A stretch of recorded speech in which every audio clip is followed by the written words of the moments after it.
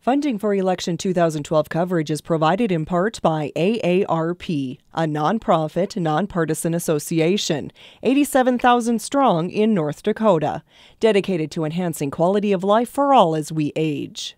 And by the members of Prairie Public.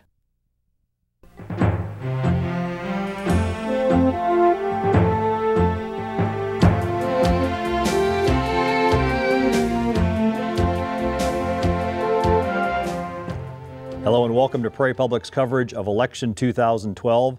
Did that screw up, Barb? Okay. Let's do it again. The monitor was I was thrown off there.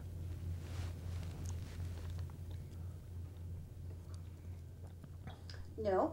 Okay. Is there a problem? Well, what I'm seeing is I'm not seeing the open out here. I'm seeing the cameras. Is that what it's supposed to be?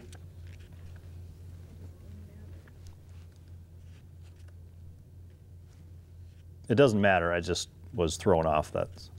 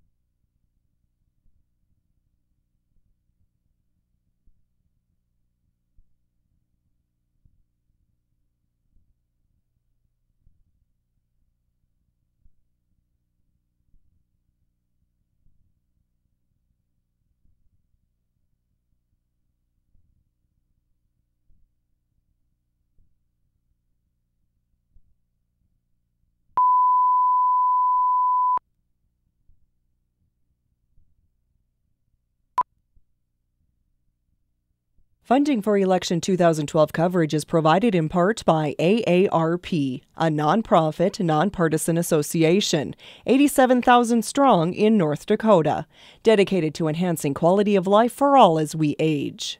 And by the members of Prairie Public.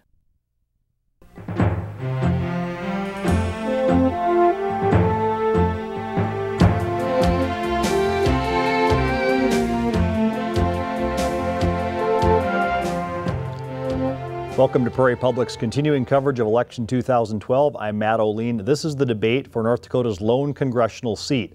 My guests today are Republican Kevin Kramer and Democrat Pam Gullison. Both candidates will have a 1-minute opening and closing statement, and we'll have debates and topic discussions in between chosen by me and our co-sponsor AARP of North Dakota. Based on a coin flip, we have a 1-minute opening statement. Kevin Kramer goes first. Kevin? Well, thank you, Matt, for lending your talents to this debate. Thank you, of course, to Prairie Public and AARP. Prairie Public's been doing this a long time, and we appreciate the access that they give to their viewers to public officials. I always say one of the best parts of public life is, in fact, the public, and I appreciate my opponent's willingness to participate in this debate and several others to make ourselves available to the people to whom we're asking. Hey, we're asking you for a job.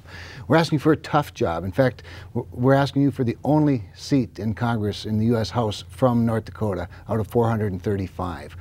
We are living in some very important times in our country.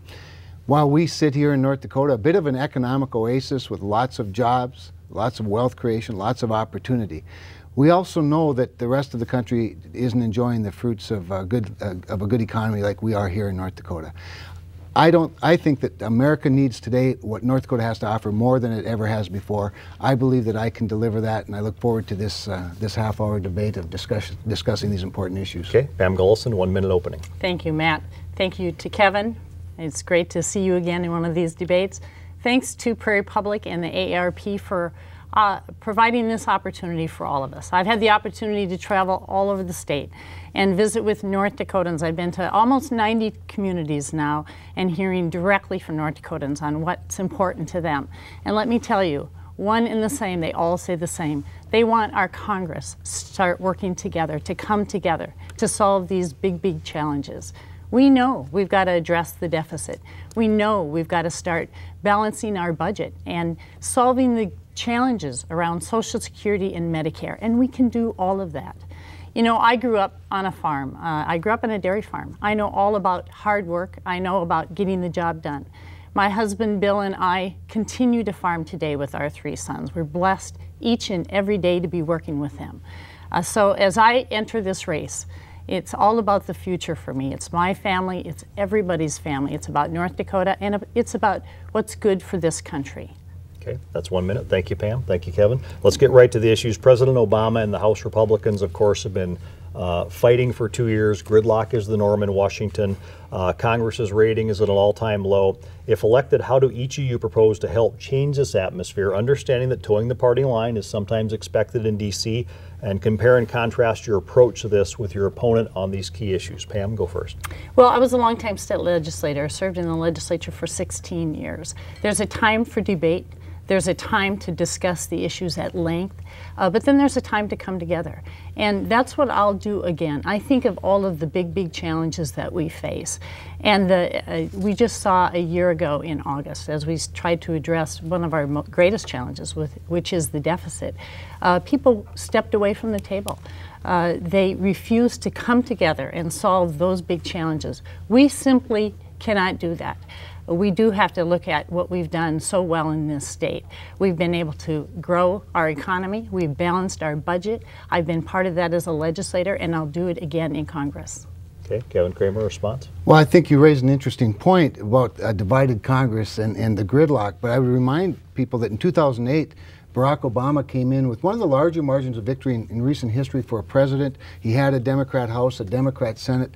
They had everything, and the result was Obamacare, more regulations, and the country said, well, you know what, maybe divided government isn't that bad. So one of the things I'd say, Matt, is that I think that our politics is a reflection of our culture. Unfortunately, our nation's divided, and it demands some leadership, I think, to try and bring us back together under some common goals. And that's really the job of the president as much as anything, and each member of Congress back in their home district and in their home state.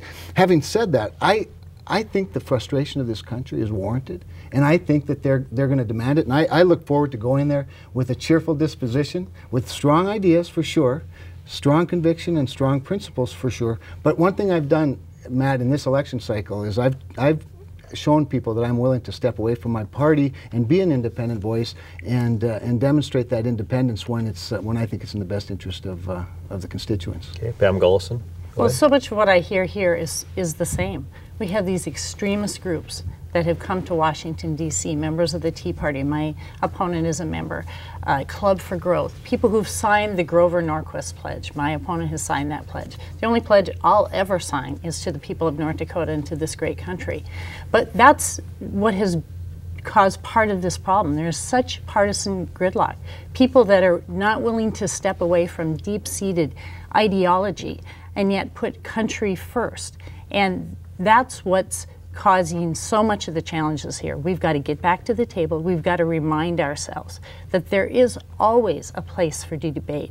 But in the end of the day, we've got to do what's right. We've got to come to the table and make decisions that work for this country. Okay, Kevin Kramer, last word, and then we'll move on to another issue. Sure. There are lots of groups in this country that have a say. The beautiful thing about democracy is everybody gets to have a say. You get involved in the political process at the local level, hopefully. Unfortunately, we only have about 50% voter turnout in this country. I think we ought to have 100%. Everybody ought to have more to say about it. We also ought not be so concerned and so scared of rigorous discussion and rigorous debate, and even disagreement from time to time. Having said that, I think America longs for the days of Bob Dole and George Mitchell, Ronald Reagan and Tip O'Neill, people that, if they didn't love each other, they at least respected each other. And I look forward to bringing my personality, my knowledge, and my willingness to be independent, quite honestly, when that's what's called for, to bring people together and be a team builder. Okay, our next question comes from our debate co-sponsor, AARP of North Dakota. What proposals being discussed in Washington to modify Medicare and or Social Security are of the most concern to you? And are there any of them that you favor? Kevin Kramer, you go first. Sure. Well, certainly there are two different things, Social Security and Medicare. Right. While they are somewhat similar, Medicare is a much more urgent issue because according to the Medicare trustees, of course, Medicare will be insolvent in 12 years. So we've got a shorter time frame with which to deal with Medicare. Now, one of the things I like about proposals being proposed, I like the idea of drawing a line. You know, some say 55. I think 55 is fine. I'm happy with 50 or 52. But some age, let's draw that line and assure people with complete confidence nothing will change for you. You can have Medicare, and same for Social Security, as you know it. And then below that line, I think what we ought to do is have choices. And one of the choices ought to be Medicare as you know it, so that we don't have to have this bickering and this fighting and this sort of this divisiveness over we're going to lose this program. So I like that. The other thing that I like in some of the proposals I've heard about is I like consumer choice, and that's why with younger generations that aren't approaching that retirement age now, let's give them choices. Consumer choice, I think, help bring down costs. Okay, Pam Golson. Two of the proposals that concern me most is, with regards to Medicare, is the voucher proposal.